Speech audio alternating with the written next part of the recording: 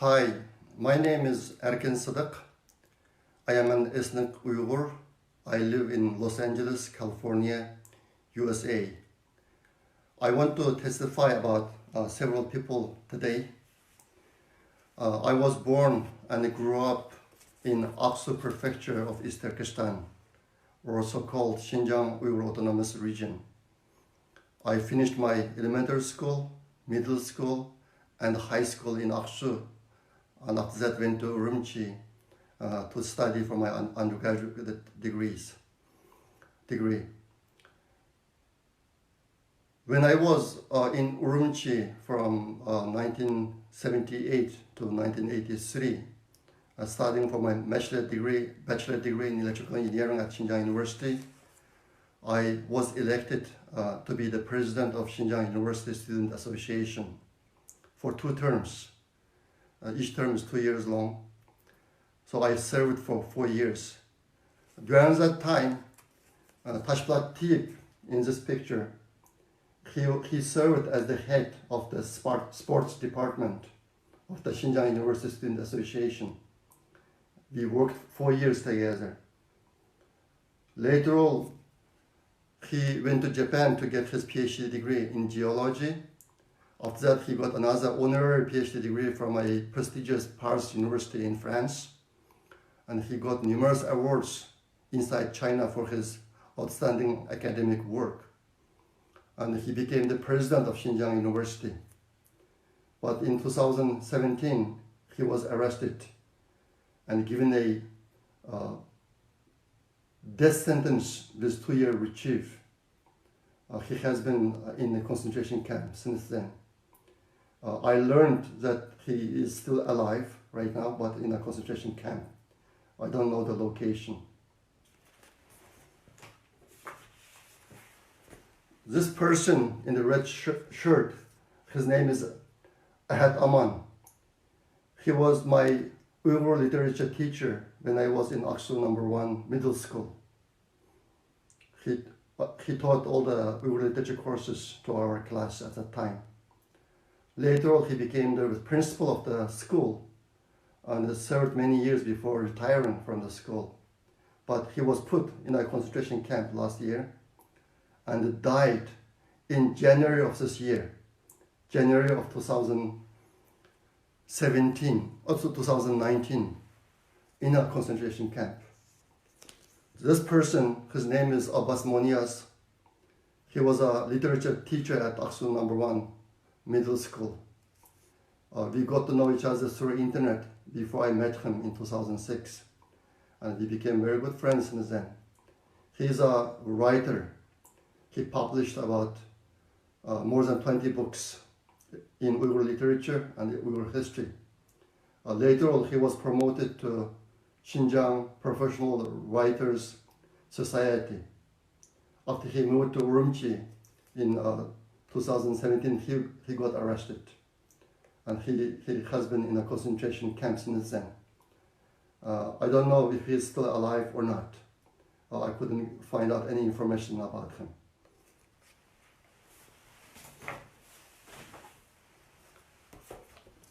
The person, this person, his name is Tursunjan Nazim. He graduated from Xinjiang University in history department and became a history teacher at Aksu No. 1 middle school.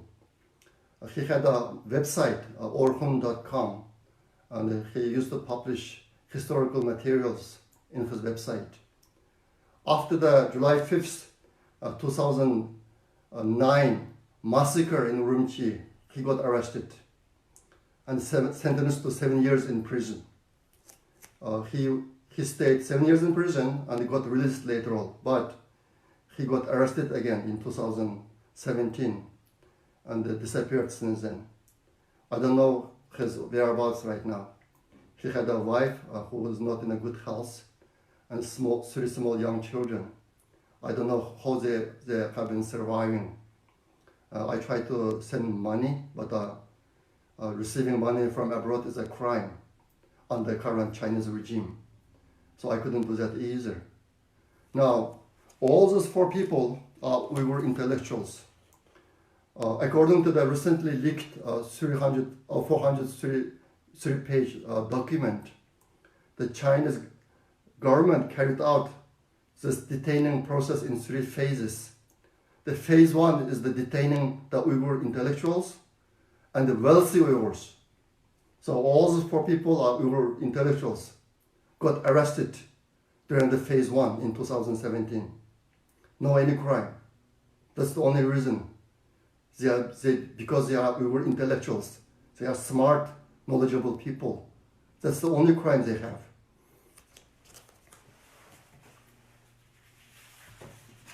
During the summer of this year, one Mongol graduate student went to East Turkestan.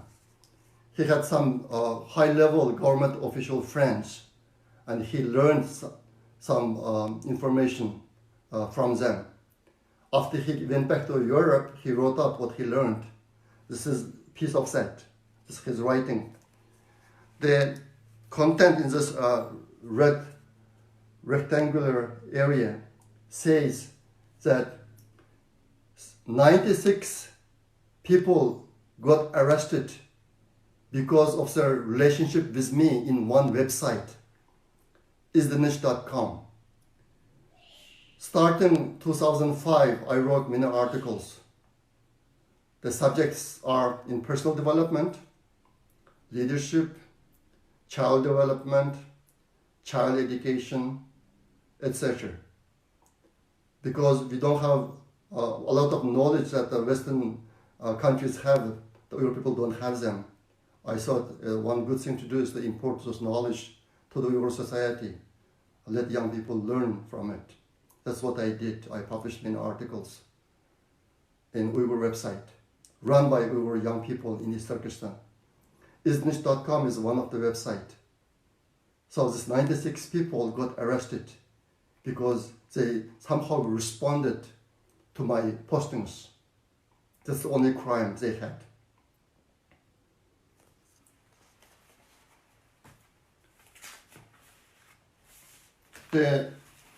I went back to East Turkestan 3 times in 2006, 2007, and 2009, and met with many young students, also young educators. I was well known among the young people, young Uyghur people in East Turkestan because of my writing, also because I was a high achiever during my college time in Urumqi. My major was electrical engineering. I learned 3 languages during 5 years period. I learned Han Chinese language in the first year and relied on Han Chinese to learn English and Japanese, 2 years each. Also, I held many high positions like President of Xinjiang University, President of Xinjiang Student Federation, Vice President of Xinjiang Youth Federation, and the Vice President of All China Student Federation. So I was in the news a lot.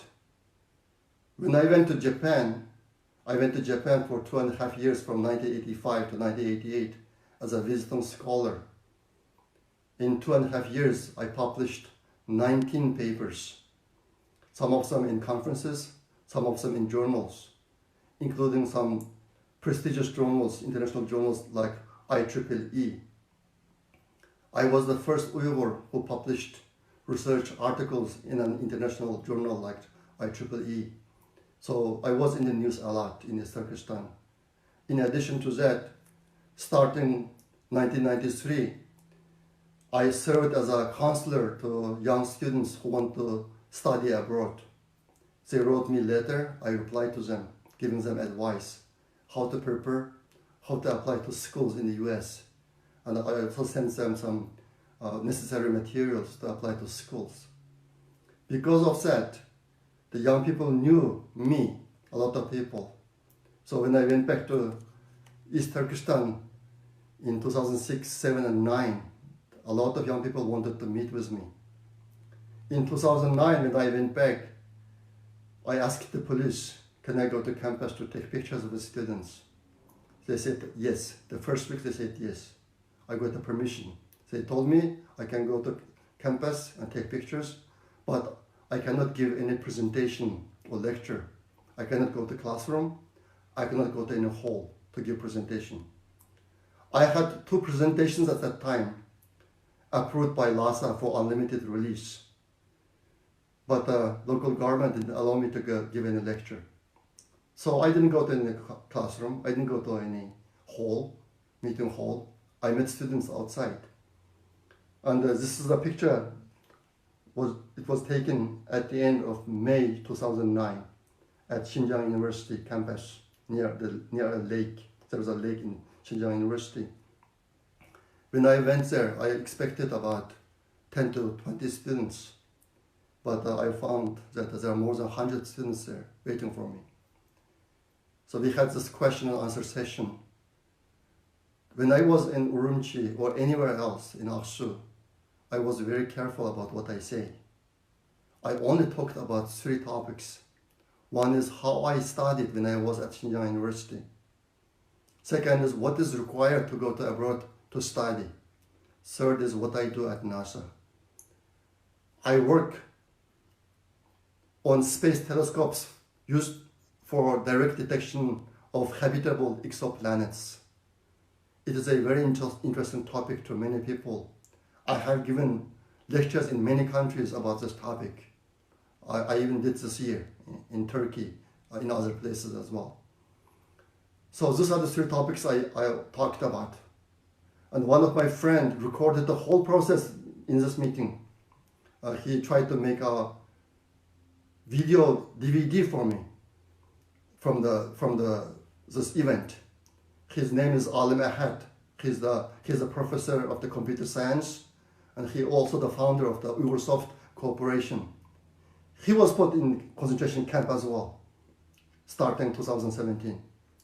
But after I left, the police took confiscated his camera, and they translated every word I said into Han Chinese and studied it, trying to find problems in it. They couldn't find any problem. One problem they found is one student asked me, Brother Erkin, we study very hard. We are not afraid of difficulty. We can overcome any difficulty. We are getting good grades. When we graduate, we cannot find job. There's no job for us. What would you do in that if you put yourself in such a shoes? That's the question I was asked. I told him, don't just look for government jobs. Look at the private sector. Compare the current situation with 10 years ago. 10 years ago, there was not that many Uyghur companies. Now there are a lot of Uyghur companies, privately founded companies. Go to those companies, or you found yourself a company and work there. In 10 years, you will see a huge change in this aspect, in this private company aspect in East Turkestan, in Xinjiang, I told him. But the government interpreted what I said. Erkin said, there's going to be a big change in 10 years. He meant independence. That concept never came to my mind when I was talking to students at that time. Now, during the 3 trips in 2006, 7, and 9, I met about 1,000 students. I have pictures with all of them. I'm still keeping them. And this is just one example of it, taken at Xinjiang University in 2009. Starting 2017, meeting with me or contacting me became one of the crimes to put people in concentration camps. All these young kids disappeared. I am willing to testify at any place if you invite me, and I'm also willing to go to East Turkestan with an independent international investigation team to find out the whereabouts of these kids, about 1,000 kids who disappeared since 2017. I cry in my heart for them all the time. They are not criminals. They wanted to learn from my experience. That's why they contacted me. That's why they meet with me. That's the only thing they did. They should not end up with our fate like today.